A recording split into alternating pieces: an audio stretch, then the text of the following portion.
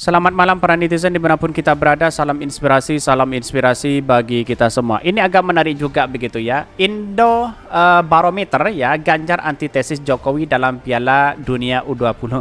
Ngapain ya? Kan sudah jelas-jelas begitu. Lantas bagaimana dalam politik kita begitu kan? Pak Jokowi sudah mengendorse Pak Ganjar, tahu-taunya dia bertolak belakang begitu.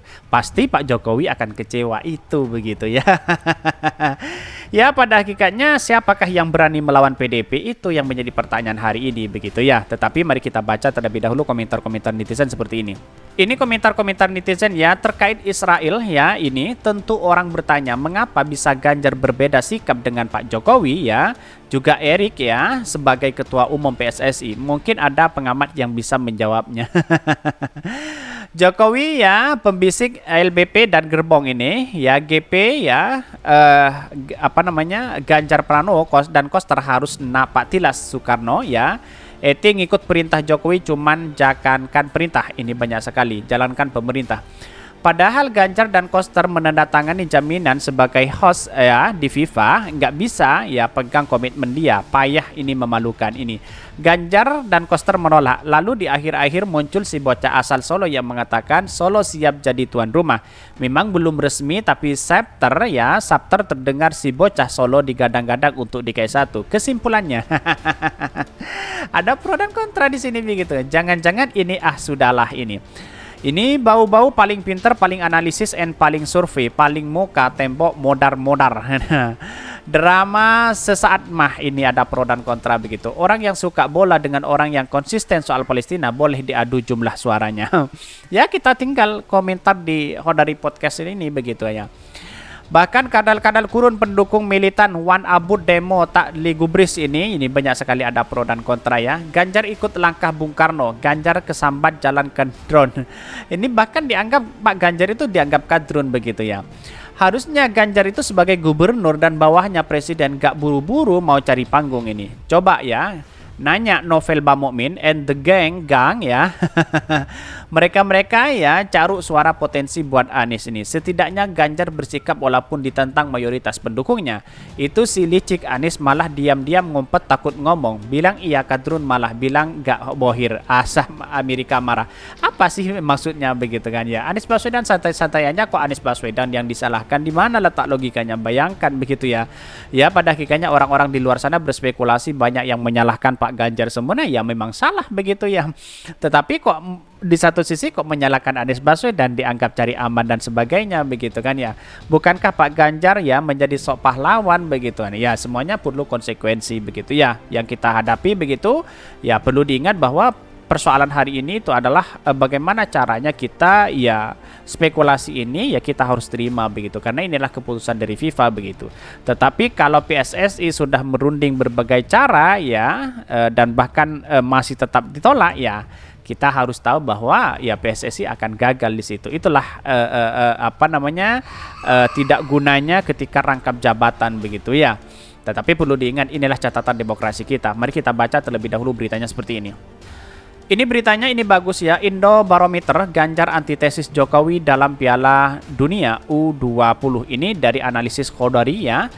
Direktur Eksekutif Indo Barometer M. Khodari menyebutkan Gubernur Jawa Tengah Ganjar Pranowo sebagai antitesis Presiden Joko Widodo dalam urusan Piala Dunia.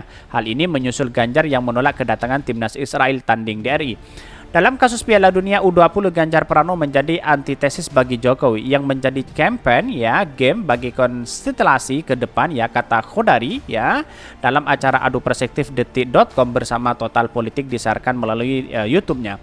Khodari menuturkan sikap Ganjar yang menilai antitesis Jokowi itu bisa mengubah konstelasi ya. Dia menilai ke depan frekuensi dukungan terhadap Ganjar akan berubah. Ya, karena memang banyak pendukung-pendukung Pak Ganjar sekarang sudah kecewa begitu kan, sudah bubar ya.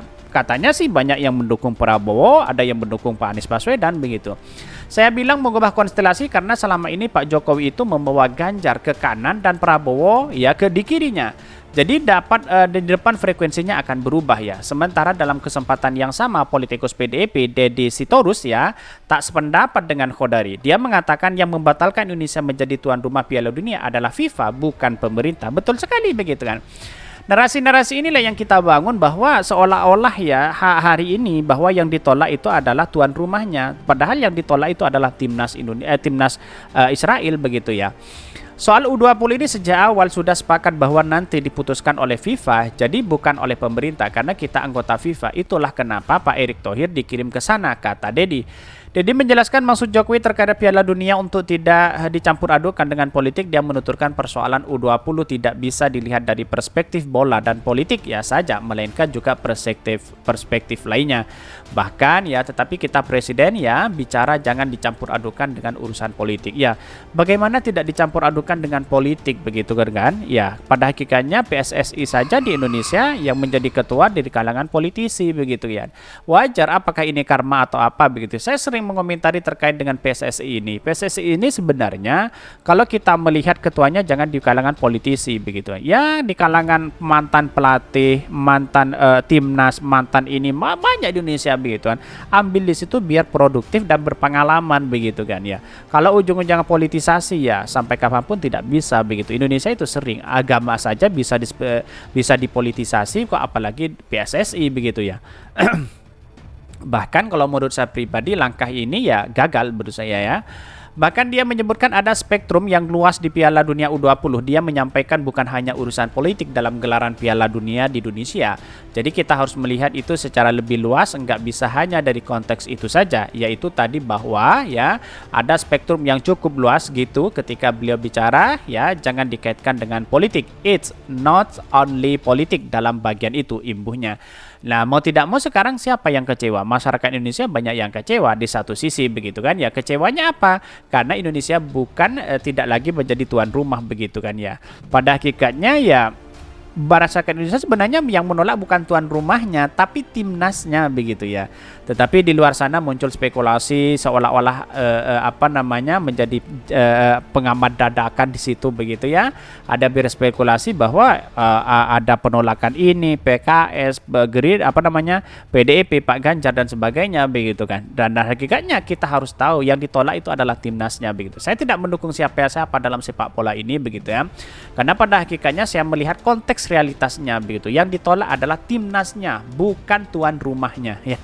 Kita garis bawahi itu begitu ya. Tetapi ya langkah ini sebenarnya walaupun kecewa para pendukung-pendukung Ganjar ya silahkan begitu kan ya.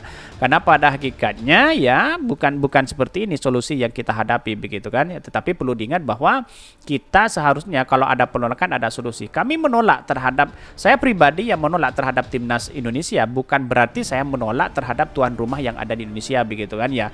Tetapi saya hanya menolak timnas Israelnya begitu.